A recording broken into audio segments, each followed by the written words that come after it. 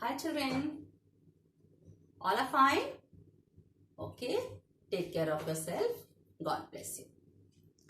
Children, in the previous chapter, you have studied about the condition of India after independence. The challenges the Indians had to face after independence.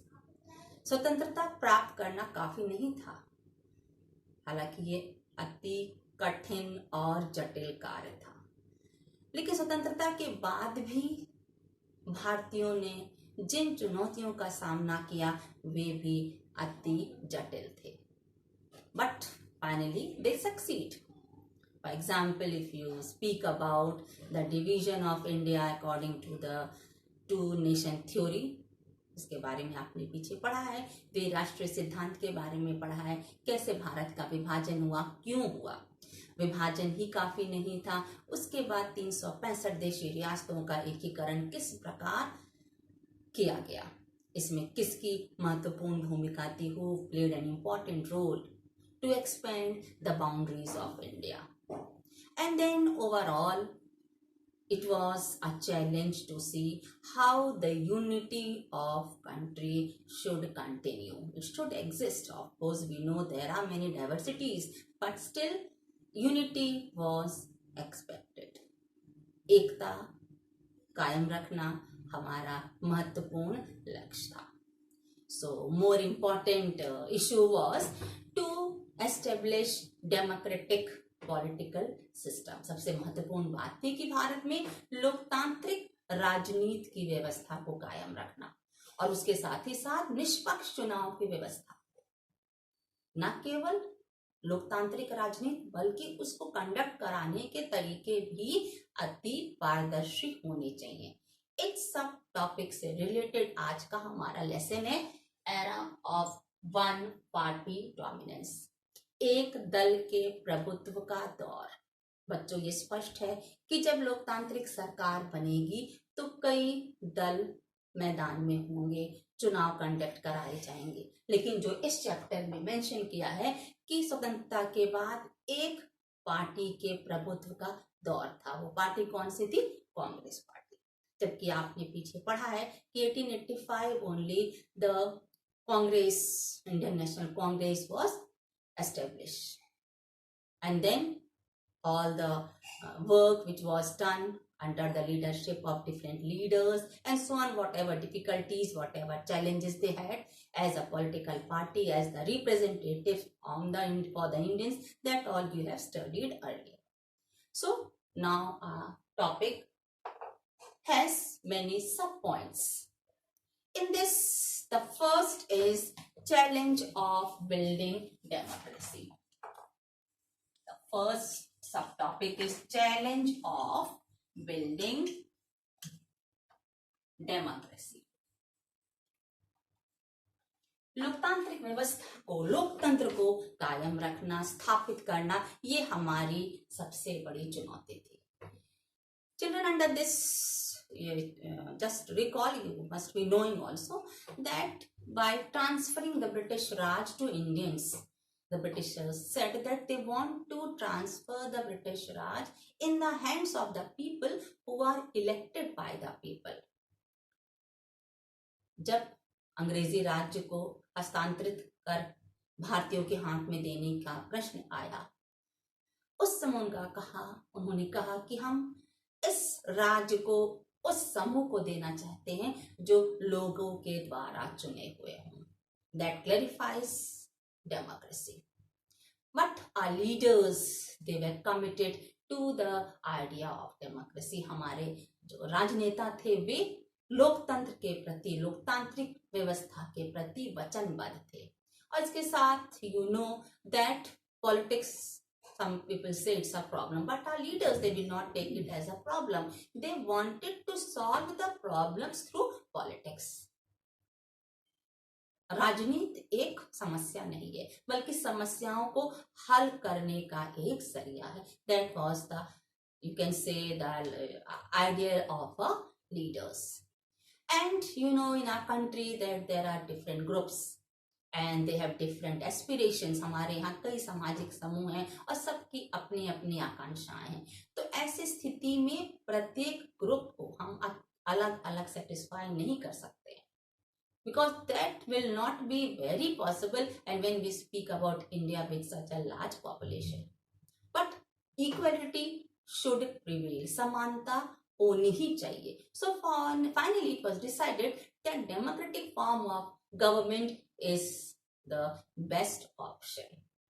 So democratic form of government means लोकतांत्रिक शासन व्यवस्था. ये आसान चीज नहीं थी इस विशाल देश में कंडक्ट कराने के लिए, फिर भी भारतीयों ने इस काम को बड़ी ही सफलता से पूरा किया, जिसको हम आगे देखेंगे. Children, there are two major visible things in democracy. The first is competition. Competition, and the second thing is power. हमारी प्रतिस्पर्धा भी होती है राजनीति में, शक्ति भी होती है. उस व्यक्ति में, पार्टीज में प्रतिस्पर्धा होती है और शक्ति जिनके पास रहेगी वही प्रतिस्पर्धा में भाग ले सकते हैं. But that all should result into welfare of people. ये प्रतिस्पर्धा और शक्ति का इस्तेमाल किसके लिए होना चाहिए? जनहित के लिए. अगर नहीं हुआ then democracy will never prevail. It will be a total failure. Clear? Then children, it was decided that democratic form of government will be there in India. Bharat में प्रजातांत्रिक शासन व्यवस्था लागू रहेगी. Because you have read our constitution came into being in India on 26 January 1950, and accordingly it was decided that India will have a democratic form of government. हमारे संविधान में स्पष्ट कर दिया गया कि भारत में लोकतांत्रिक व्यवस्था रहेगी. Clear? And in that it was must to see that elections should take place. The representatives should be elected. They cannot be appointed, they cannot be nominated. So for that, Election Commission of India set up in 19, you can write in your copy also, in 1950. You can write. Election Commission of India set up in 1950, and who was the Chief Election Commissioner?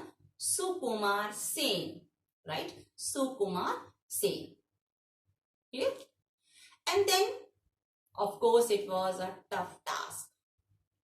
After independence, you know that we have people who were mostly illiterate. And then to decide how the elections will be held on the basis of fair deal. कैसे निष्पक्ष चुनाव कराए जाएं, कैसे इसमें सभी को उनके वोट देने का अधिकार मिले. For that it was decided universal adult franchise. When we speak about democracy it means all should be dealt equally. सभी को समान अधिकार मिलना चाहिए. तो समान अधिकार मिलना है, वोट से अपने प्रतिनिधि को चुनना. It means universal adult franchise. वयस्क मताधिकार पद्धति का पालन किया गया. You must be knowing universal adult franchise. You must be knowing this word. Universal adult franchise. वयस्क मताधिकार पद्धति के आधार पर ही हमारे भारत में हमारे प्रतिनिधि चुने जाते हैं, जिसके अंतर्गत आपने पढ़ा है 18 वर्ष के ऊपर जो व्यक्ति हैं और उनका नाम यदि नॉमिनल रोल में है, इलेक्टोरल रोल में है, तो वे अपना मत दे सकते हैं. So now first to decide the boundaries before the election will take place, there were certain tasks. Election कराने से पहले कई और कार्य थे, जिसमें सबसे पहले था बाउंड्रीज डिसाइड करना, कॉन्स्टिट्यूएंसीज डिसाइड करना, and then to know how many citizens are eligible to vote. Clear? उसके बाद डिसाइड करना कितने व्यक्ति वयस्क हैं भारत में जो मत दे सकते हैं. So the work started, and now when the first draft was prepared, in that there were 40 lakh women voters. 40 lakh महिलाएं मतदाता के रूप में सामने आई. But they were not identified properly. No proper details were there. So election commission refused it. And you must be knowing that democratic government at that time was only in prosperous countries. And even many of the European countries, they did not have women. They did not give right to the women to vote. उस समय कई ऐसे यूरोपीय देश थे जहां महिलाओं को मत देने का अधिकार नहीं था. So one more thing, after independence we had, you can write children, we had 17 crore voters. 17 crore voters. Clear?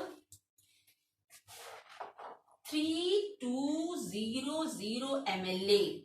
This you must have studied in the last year, 11th class you must have studied. MLA और MP. MLA होते हैं राज्य विधानमंडल के लिए, MP होते हैं सांसद केंद्र सरकार के लिए. And 489, we had 489 MPs. So number of voters 17 crore and such number of MLA and MPs were supposed to be elected. इतने MLA और MPs का चुनाव कराया जाना था. जब बाउंड्रीज डिसाइड हो गई, कॉन्स्टिट्यूंसीज बंट गई, तो इतने MP और इतने MLAs को इलेक्ट करना था. It was not an easy task. So what happened? 3 lakh officers were appointed. इस कार्य को पूरा करने के लिए, चुनाव निष्पक्ष रूप में करवाने के लिए कितने व्यक्ति अपॉइंट हुए? 3 लाख अधिकारियों की नियुक्ति की गई इस कार्य को पूरा करने के लिए. Clear? So children, this was not an easy task. ये बहुत ही कठिन था. जबकि हमारे यहाँ over and all we had only, keeping your mind, 15% literate voters. Only 15% literate voters. हमारे यहाँ जो मतदाता थे, जो शिक्षित मतदाता थे, उस समय केवल 15% थे. आपने पीछे पढ़ा है कि उस समय शिक्षा का महत्व हमारे भारतीय नहीं जानते थे. उसके कई कारण थे, या वो शिक्षा ग्रहण नहीं कर पाते थे. कई रीजंस थे, आपने पीछे पढ़ा होगा. They were unemployed, they were poor, they were not aware of the advantages if they educate themselves. बहुत ऐसे reasons थे. And the main that they were very superstitious, अंधविश्वासी थे. So it was, the literacy rate of India at that time was only 15%. तो ये बात बड़ी ही अचंभे की थी कि एक तरफ वयस्क मताधिकार की हम बात करते हैं. भारत ऐसे विशाल देश उस समय, जबकि यहाँ 17 करोड़ वोटर थे. और फिर वयस्क मताधिकार है, सभी को मत देने का अधिकार, जहां केवल 13% शिक्षित मतदाता होंगे. तो ये बड़ी अचंभे की बात थी लोगों के लिए कि if such type of people will elect the representative, what will be the condition of the country, how it will be governed. ऐसे अशिक्षितों के द्वारा जब एक प्रत्याशी निर्वाचित किया जाएगा, तो उस देश की शासन व्यवस्था कैसी होगी? क्या वह एक योग्य व्यक्ति का चयन कर पाएंगे? बहुत बड़ा प्रश्न चिन्ह था उस समय. And some of the people said that this universal franchise, वयस्क मताधिकार तो एक प्रकार से जुआ है. It is just like a biggest gamble which will take place in India, and the people will realise this mistake after the election, when the country will not be properly governed. और इसको सालों तक याद किया जाएगा. Clear? But election took place. Election हुए. Elections took place अक्टूबर 1951 से फरवरी 1952 के बीच ये इलेक्शन हुए. 1951 से फरवरी 1952 के बीच इलेक्शन हुए. And successfully everything was done. Election बड़ी सफलता पूर्वक करवाए गए.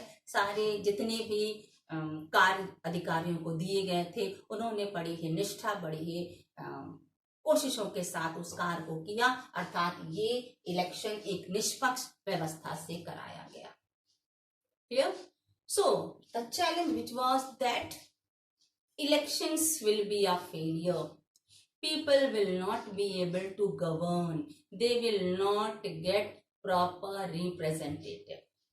All was just a fake statement given by the people. ये सारे वाक्यांश जो अन्य लोगों के द्वारा कहे गए, किन्हीं किन्हीं पत्रिकाओं में भी इसे कहा गया कि ये वैध मताधिकार के आधार पर इलेक्शन करवाना बहुत बड़ी भूल होगी।